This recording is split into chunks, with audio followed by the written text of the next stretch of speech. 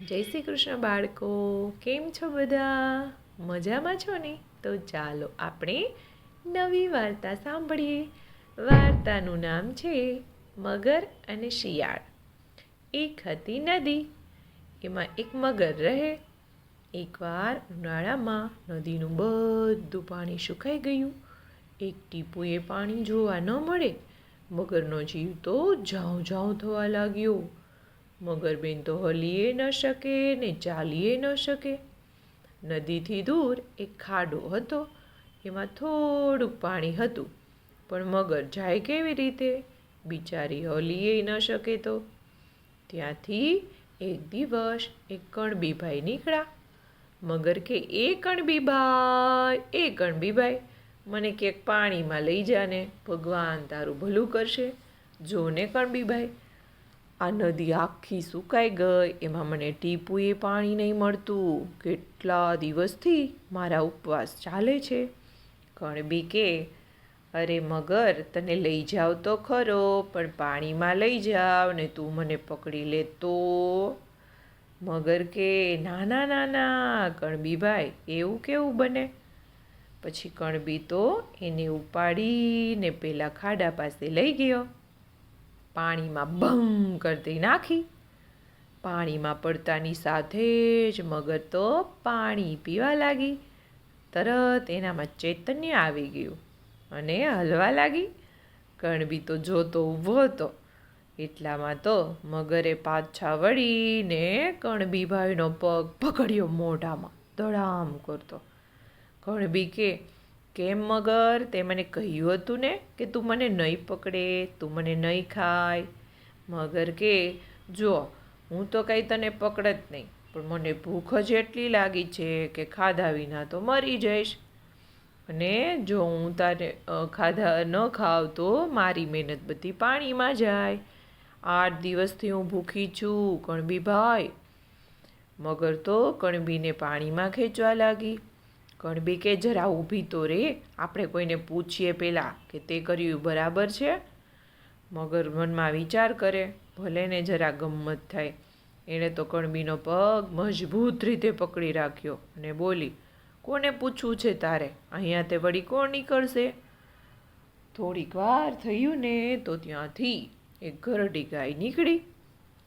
કણબી એને બધી વાત કરી અને પૂછ્યું, તું કે ને ગાવડી, આ મગર મને હવે ખાય છે, એ કંઈ સારું થોડું કહેવાય. ગાય કે, મગર ખાઈ જા આ કણબીને, એની જાત જ ખરાબ છે. તને ખબર છે, અમે જ્યાં સુધી દૂધ આપીએ ને ત્યાં સુધી અમને રાખે, પછી અમે ઘરડી ગાયો થઈ જઈએ ને એટલે અમને બધી ગાયોને કાઢી મૂકે. કેમ કણબી, સાચું છે કે ખોટું? મગર તો કણબીને જોરથી ખેંચવા લાગી. કણબી કે, જરા ઊભી રહે, આ ગાયને જવા દે, આપણે બીજા કોઈને પૂછીએ. ત્યાં તો વળી એક લૂલો ઘોડો ચરતો નીકળો. કણબીએ બધી વાત ઘોડાને કીધી. ઘોડો કે, મહેરબાન મહેરબાન મહેરબાન. સારું નહીં ત્યારે શું ખરાબ? મારી સામું તો જો, મારા ધણીએ આટલા વર્ષ મારી પાસે ચાકરી કરાવી અને હું લંગડો થઈ ગયો ને એટલે મને કાઢી મૂક્યો. આ માણસો છે જેવા કે જ્યારે ઉપયોગ હોય ત્યારે વાપરી લે, પછી આપણને કંઈ થાય ને એટલે સીધા આપણે કાઢી મૂકે. ન ખાવાનું આપે કે ન પીવાનું આપે. મગર તો કણબીનો પગ વધારે જોરથી ખેંચવા લાગી. કણબી કે, પણ જરાક ઊભી તો રે, હવે એક જ જણને પૂછીએ ચાલ, પછી તું મને ખાઈ જાજે. વળી ત્યાંથી નીકળ્યું શિયાળ. કણબી કે, શિયાળ ભાઈ, જરા અમારો એક ન્યાય કરો ને, આ બાજુ આવો થોડાક. દૂરથી શિયાળે કહ્યું, શું છે ભાઈ? કણબીએ તો બધી વાત કરી. શિયાળ તો એકદમ સમજી ગયું કે મગરનો વિચાર કણબીને ચટ કરીને ખાઈ જવાનો છે. એટલે બોલ્યું, હે કણબી, ત્યાં કોરી જગ્યાએ તું પડ્યો હતો ને? મગર કે, ના રે ના, ત્યાં તો હું પડી હતી. શિયાળ કે, હા, મને બરાબર સમજાયું નહોતું. ઠીક, પછી શું થયું? કણબીએ વાત આગળ ચલાવી. શિયાળ કહે, શું કરું? મારી અક્કલ ચાલતી નથી, કાંઈ સમજાતું નથી મને તો. ફરીથી બરાબર કહે. પછી શું થયું? મગર જરા ચીડાઈને બોલી, જો હું કહું છું આ જો હું ત્યાં પડી હતી. શિયાળ જરી પાછું માથું ખંજવાળતું બોલ્યું, ક્યાં, કેવી રીતે? મગર કહેવાના તોરમાં આવી. એણે કણબીનો પગ છોડ્યો અને ક્યાં ને કેવી રીતે પોતે પડી હતી એ બતાવવા લાગી. કણબીભાઈનો પગ છૂટી ગયો. જેવું મગરબેન બોલવા લાગ્યા એટલે કણબીભાઈનો પગ છૂટી ગયો. તરત શિયાળે કણબીને નિશાની કરી કે ભાગ કણબી ભાગ. કણબી તો ભાગ્યો ને શિયાળ પણ ભાગ્યું. પછી ભાગતા શિયાળ બોલ્યું, મગરભાઈ હવે સમજાયું તું કેવી રીતે પડી હતી તે? કહે જોઈએ પછી શું થયું? મગર બિચારી તડફડતી પડી રહી ને શિયાળ ઉપર દાંત ખેંચવા લાગી કે હવે તો શિયાળ તને જ પહેલાં ખાઈ જાઉં. આ શિયાળની ધોંગાઈને હું જોઈ લઈશ. હવે તો શિયાળને જ ખાવાનો વારો છે. થોડા દિવસ થયા પછી વરસાદ આવ્યો. જોરદાર વરસાદ આવ્યો અને નદીમાં તો ખૂબ પાણી આવ્યું. મગર જઈ અને નદીમાં રહેવા લાગી. એક દિવસ શિયાળભાઈ નદીમાં પાણી પીવા આવ્યા. મગરે એને દૂરથી જોયું. મગર કિનારા ઉપર જઈ અને ગારામાં બરાબર લપાઈને બેઠી ગઈ. ન હલે કે ન ચલે, કોઈને ખબર ન પડે કે ગારાની અંદર મગરબેન બેઠા છે. માત્ર 2 આંખો ઉઘાડી રાખી હતી. શિયાળે એના ડોળા ભાળ્યા. ત્યાંથી જરા દૂર જઈ અને ઊભું રહ્યું અને હસીને બોલ્યું, નદી નાળાના ગારાને આવ્યા 2 ડોળા. નદી નાળાના ગાળાને આવ્યા 2 ડોળા. મગરે આંખ મીચી દીધી. એક આંખ મીચી અને એક આંખ ખુલી. શિયાળ આંખો મીચકાવીને પાછું બોલ્યું, નદી નાળાના ગારામાં રહ્યો 1 ડોળો. નદી નાળાના ગારામાં રહ્યો 1 ડોળો. મગરે બંને આંખ મીચી દીધી. શિયાળ બોલ્યું, ઓહો મગરભાઈ બહુ ચાલાક ને. પછી શિયાળભાઈ ફરીથી બોલ્યા, નદી નાળાના ગારાના ગયા 2 ડોળા. નદી નાળાના ગારાના ગયા 2 ડોળા. મગર સમજી ગઈ કે આ તો શિયાળે પોતાને ઓળખી લીધી છે. હવે વાત ઘણા દિવસ થયા. શિયાળભાઈ તો ક્યાંય જોવા ન મળે. એકવાર શિયાળ ખૂબ પાસે નદીમાં પાણી પીતું હતું.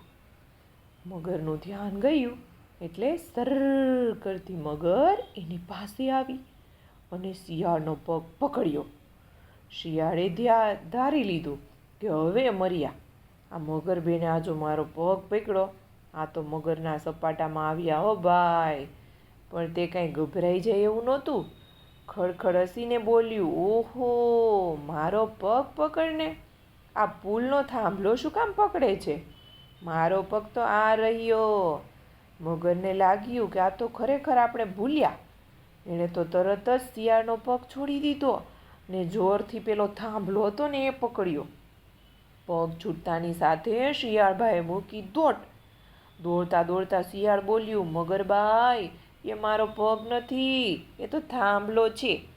મારો પગ તો આ રહ્યો. શિયાળે ફરીથી એ નદીમાં પાણી પીવાનું છોડી દીધું. મગરે ઘણી રાહ જોઈ.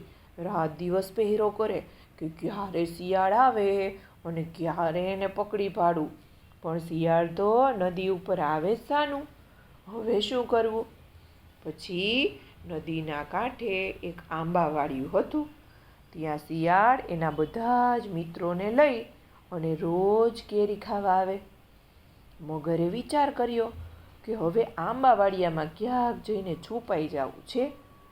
એક દિવસ તે શાકના મોટા મોટા ઢગલામાં લપાઈને બેઠી. શિયાળને આવતું જોઈ 2 ડોળા ઉઘાડા રાખ્યા. હંમેશની જેમ શિયાળ તો મિત્ર મંડળને લઈ અને આવી ગયો આંબાવાડિયામાં. તરત જ તેની નજર પહોંચી ગઈ 2 ડોળા ઉપર. એણે બૂમ પાડીને કીધું, એ ભાઈ સંભાળજો ભાઈ, આ મોટો ઢગલો સરકારી છે, એની પાસે કોઈ જશો નહીં.